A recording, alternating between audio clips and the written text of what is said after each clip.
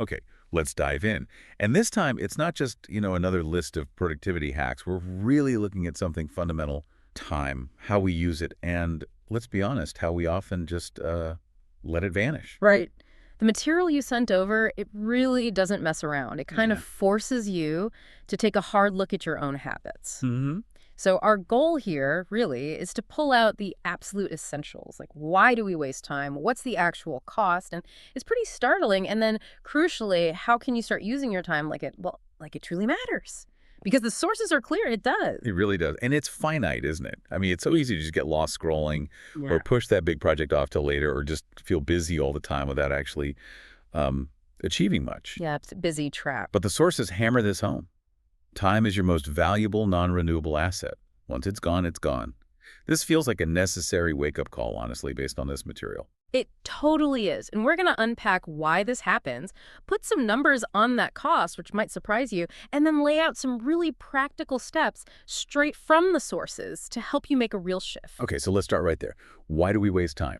The sources kick off with something that maybe feels a bit comforting. They say it's not necessarily that you're lazy, you're just human. Yeah, that's a key starting point, that empathy. The material digs into these core reasons, and they feel pretty universal. Fear comes up a lot. Fear of failure.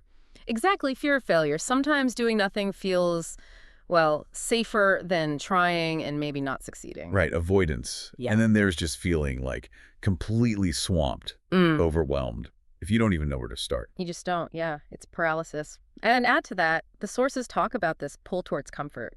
Let's face it, focused work is hard. Scrolling, watching something easy, that's, well, comfortable. Our brains are kind of wired for that easy path, and modern life makes comfort instantly available. Oh, constantly. And we're surrounded, literally bombarded by Yeah. things designed to grab our attention, right? Engineered distractions, yeah. And the sources point out how subtle the loss is. You might not even notice it consciously. A few minutes here, an hour lost down some online rabbit hole there. It doesn't feel like much in the moment, No, but it adds up. Oh boy, does it add up quickly, according to these sources. which takes us right to the cost. Yeah. And this is where the material gave me a real jolt.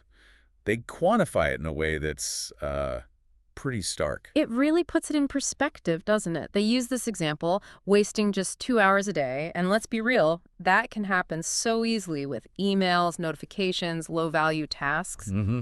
Definitely. That adds up to 14 hours every single week. 14 hours a week. Okay, that's already significant. But then the yearly figure, that's the one that really hits home. Yeah, that's the staggering one. You stretch that out, 14 hours a week becomes over 700 hours a year. And here's the kicker from the sources. 700 hours, that's basically a full month of your life gone every year. A whole month. Wow. Just evaporated every single year. When you put it like that, it forces you to ask what the sources ask. What could you actually do with that month? Right. Imagine. Learn that skill you keep thinking about.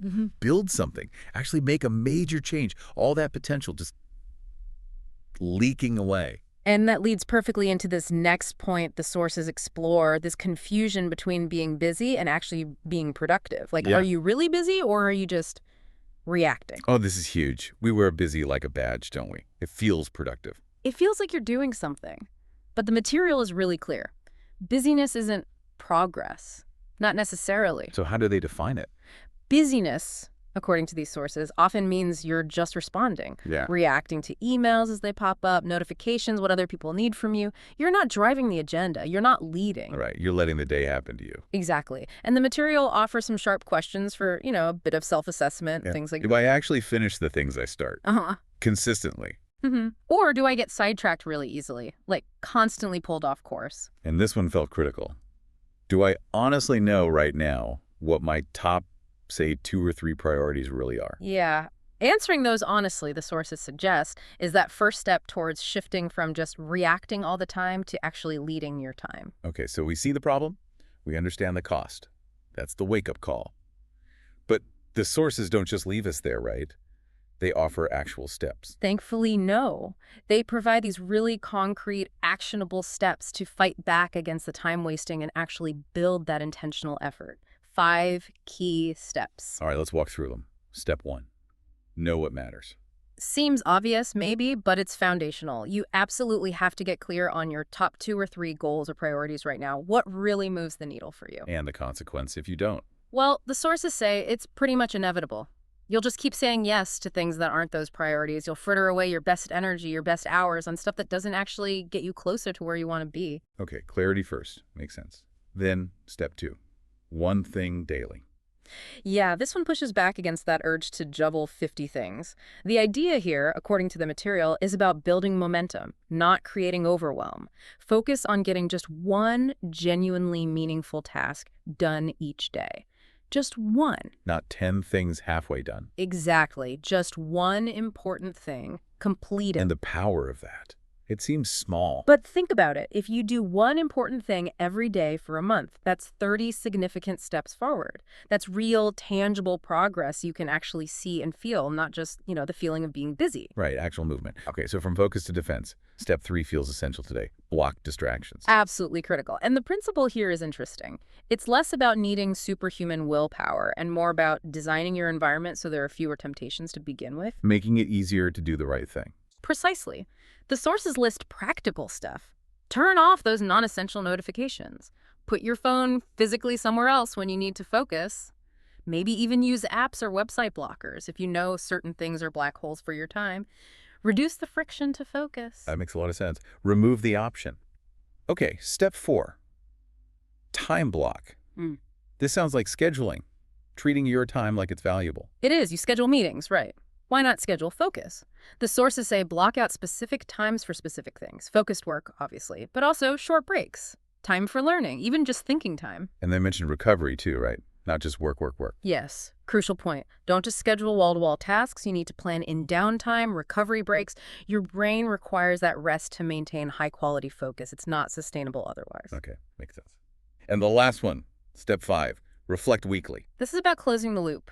You know the saying, you can't improve what you don't measure, or at least what you don't pause to think about. So take some time each week, maybe Friday afternoon or Sunday evening, and ask those questions the sources suggest. Where did my time actually go this week? Where did I get sidetracked? What strategies did work well? What didn't? That reflection is key for adjusting and making the changes stick.